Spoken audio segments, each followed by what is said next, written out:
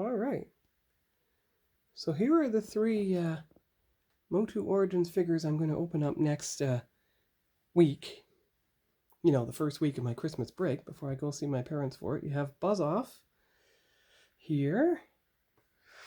And you have Ninjor there.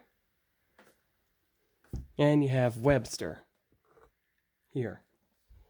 Now, you see how Buzz Off and Webstor are clearly fighting? That's why they're going to be in the same video. And as far as Ninjor, I'm not sure who he's fighting there.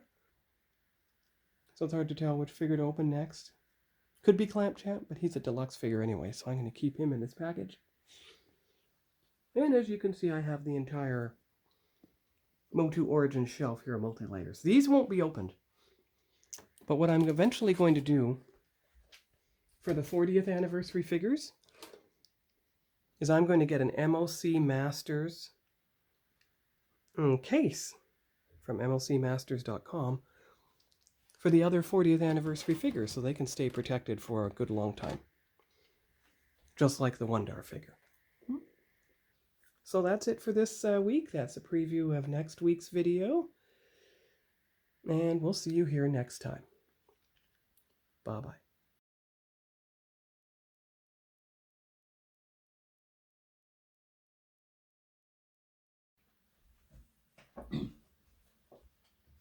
Hello everyone, this is Sean, and this is the final video for Sean's Toy Room for 2022. I'm opening up a few more MOTU Origins figures, as you can see. Got the knife and got the scissors, and I will probably put them up there next to the vintage Castle Grayskull, because eventually you'll turn these into combined shelves. You know, probably an unboxed Origins shelf and an unboxed MOTU Vintage shelf. So we'll see how that turns out, and I'll open up the first figure, which is Buzz Off, as you just saw, and we'll see how it goes. So I'll be right back. Oh, and don't worry, I'm going to use it carefully, the knife and the scissors, so I can save the card backs like I have the other ones, and the mini comics, of course. All right, so I managed to get the figure out carefully, as you can see here. Always a few remnants of plastic left over, of course. So just have to cut the few little rubber leg bands so that I can actually remove the figure safely.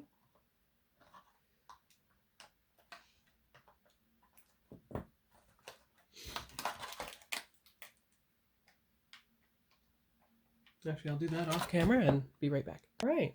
Well, I got the figure out of the package. It took a bit of creative cutting because of the wings, but as you see, I managed to get Buzz Off out, and he's not damaged. And let's see here. How does he stand nicely? Oop. There you go. Angle the camera a bit. There you are. There you go. So now he's standing, and there is his weapon. Let's see how it works here. Does it fit in the gripper all right? Yeah, there you go. Good, good, good. Now, to get the comic out, you're going to have to cut very close to the plastic here, right down to the surface, in fact. Because you don't want to damage the card back, but you want to get it so that it can... There. There. There. There you go. You just carefully slide. There we are. There we are. And you have a relatively undamaged comic. All these comics seem to have one thing in common. They don't have any wording in the bubbles. But I guess that means you just have to use your imagination. I guess that's what action figures and toys are all about in the end. That's why I love the constructs so much, because they do just that.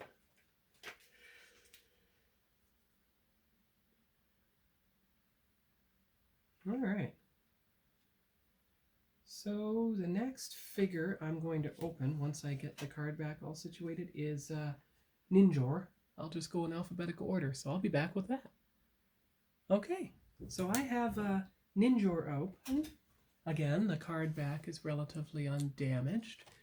You can see the scene here where he's holding this big bow, which is this one. So let's, oh, well, right, I guess I should use the card back as an example of how he holds the bow, huh? Let's see here.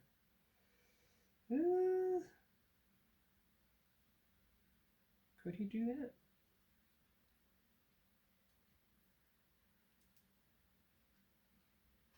Well, I guess it's something like that, huh? Yeah, but what I'm actually noticed is that on the back, you can see how the sword fits in. But what it's actually designed for is this little slot here for the bow. It fits right in the back. Just like that, see?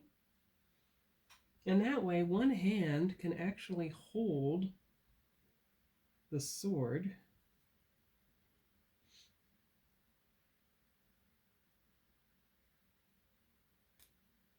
There. Mostly. Come on now. Get in there. Ah, there you go. There you go. He's holding the sword now. And then the other hand can hold his nunchucks. Kind of like Michelangelo's from Teenage Mutant Ninja Turtles. There you go. Good thing is, well, the thumbs are flexible. So you can actually get the item in place like so without the figure getting destroyed. Oh, wait. There you go. Now it's neat how he's in a more exaggerated squat than any other figure, but the good thing about the Origins is you can actually get the legs almost, especially if you angle the ankles correctly, you can get the legs so he's almost standing straight. You just have to, there, like so, see? That's good. And then, of course, you have his Ninjor's card back. You saw that. You have his mini comic.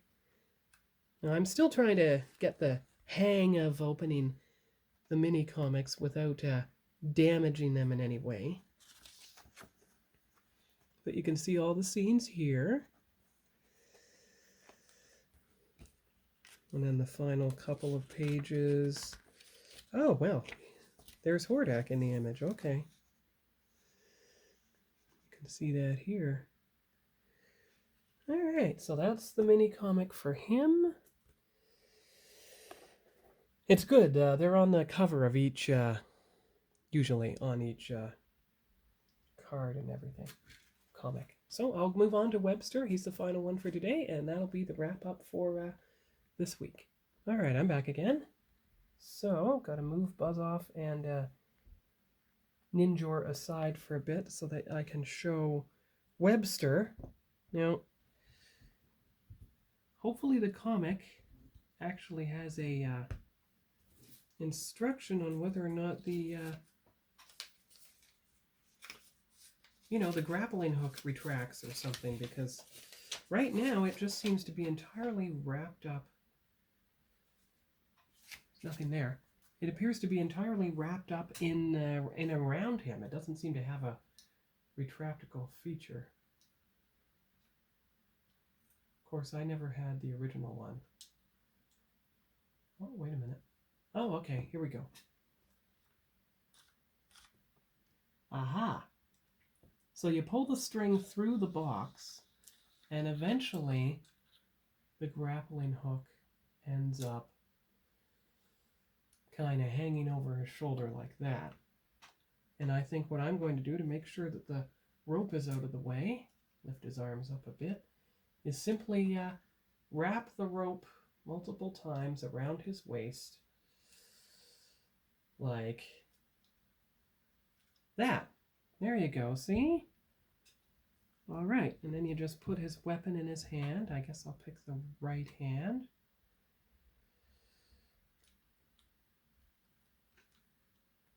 Just make sure it goes in there. Come on.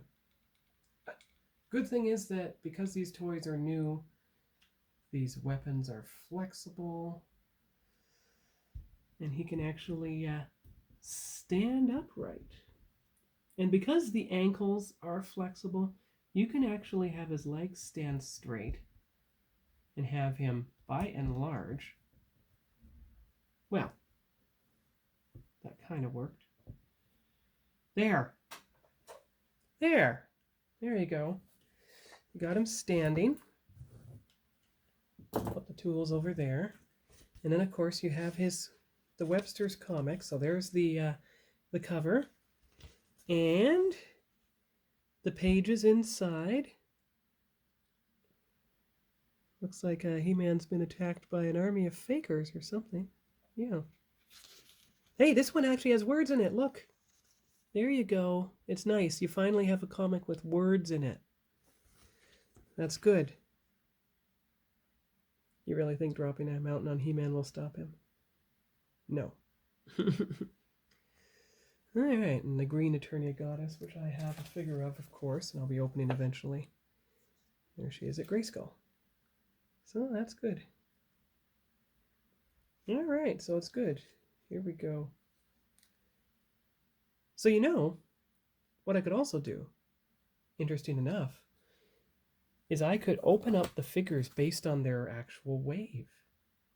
Assuming I have the figure, because I still don't have Triclops there from the Ninjor wave.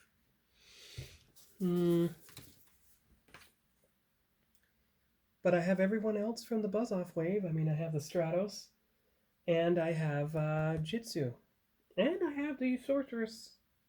Not the one with the white staff, the one with the, well, actually, the proper colored one. Yes, I do. And you know I've already opened up He-Man and Skeletor, so that's good. Okay. So Buzz-Off. All right, so I'm going to set up the figures now for a group shot with their card backs, and that will be the end of this video. All right, so that's the video for this week. The 3 Origins figures. You have Buzz-Off. There's his card back. You have Ninjor. Oh, angle him a bit. There's his card back. And you have Webstor and his card back. And you can see how Webstor is fighting against Buzz-Off. Now, I'm not sure if that's Jitsu or Clamp Champ right there. But that gives me a clue as to which figure will be opened next. And you can see how the card backs, like the comics, actually show which figures are in each wave. So that kind of gives me an idea for my next video. If you look, I have Stratos, I have Jitsu, and I have the Sorceress. So those could be the 3 I open in the next wave. And then after that, you know, I could open up the Green Sorceress. I could open up, if that is the Lords of Power Beastman. Strange he doesn't have all his armor on him in the package, but hopefully he does when he's not in the package. So yeah, that helps. Those card backs help, not only with the scenes on them, but the figures themselves as to which ones to open. Oh, and here you go. They're mini comics. So that'll be the ultimate thumbnail. Them with their card backs and their mini comics.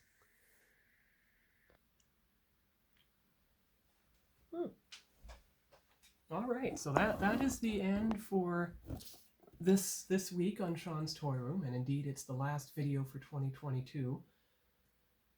So you can see how everything's worked out. I've got all the shelves pretty well narrowed down as to what will be on them, because as I open the figures, you know, I'll put the 3 figures up there, I think. In fact, I think I'll do that. Let me see. Just give me a minute. Let me see if the shelf outside has any room. One moment. All right, so here we go. That is the updated opened MOTU Origins display. You can see how the 3 figures fit there, and there's more room, and the mini comics are stacked in the middle behind them. So that's a good display. And it makes sense because, look, MOTU or vintage figures on their shelves here. Now, it's true. You now have, oh my gosh, 6 in front, 6 in back. So there's 12. And 10. So that's 22 figures right here among the two shelves. But as you can see, they fit them well without a lot of wasted space. It's best to save the model cars for here. I don't think that the 3 DeLoreans would actually fit under there, but if necessary, I will put them there. Well, that's just does work. Because with the Mr. Fusion, the Mark III DeLorean is the highest, so it would fit there if necessary. If I needed to create room for more figures, which I probably would. However, I'm actually going to show you something in the toy room in just 1 minute. The reason it won't be necessary is because when I open the Sorceress figure and I open the Lords of Power Beastman, I will have created space on this shelf specifically for these figures to stand. And I mean, this shelf is full of base figures to open. And yes, there's a 2-pack in the back, but that's okay because the figures can line up in front of the 2-pack, and they could probably, if you get the bubbles out of the way and the card backs, you could probably line up probably 6 figures in front of here. And the same here, even though there's only 4 figures in front right now, etc. So everything should work out just fine. So that's going to be all for this week. That's all for this month, and indeed this year. This wraps up Sean's toy room from 2022. And remember, when this year first started, I didn't have a toy room yet. I didn't have it until February, but now you can see how I have one, you know, themed for childhood sets, Visionaries, loose Star Trek figures, and Hot Wheels, of course. And you've got the 2 main MOTU shelves, which basically form the backdrop when I film my videos. You've got the new Star Wars shelf. You saw that just a few weeks ago when I unveiled it.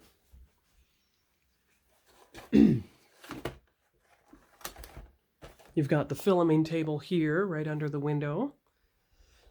And then you have a couple of childhood things and the Star Trek figures with episode 1 at the very bottom. Then you have the Air Raiders shelf. That's all my childhood stuff right there, including my 2 childhood bins with some stuff in them, like the base from the 3-ship Enterprise set, 2500 scale. And the only thing left from that is the Enterprise D, which you can see here in the background. There you go. But of course I still have to repair that and sell. And then of course you move on to the miscellaneous shelf, which is basically Super 7 on the top shelf. You can see how there's already room on this shelf. Okay, well, just a minute here. Since I have 2 Ninja Turtles figures, Super 7 and a reissued one, might as well put these Star Wars things in place here, actually, while I'm thinking about it. So give me 1 minute. Neatly arranged for the end of 22. There we go. So the stuff is on the second shelf now. Probably be opened at some point. And of course the G.I. Joe Classified are on the bottom shelf. And a couple of Marvel Legends. And then of course the reissued Cobra Fang figure and the G.I. Joe key rings. Yeah.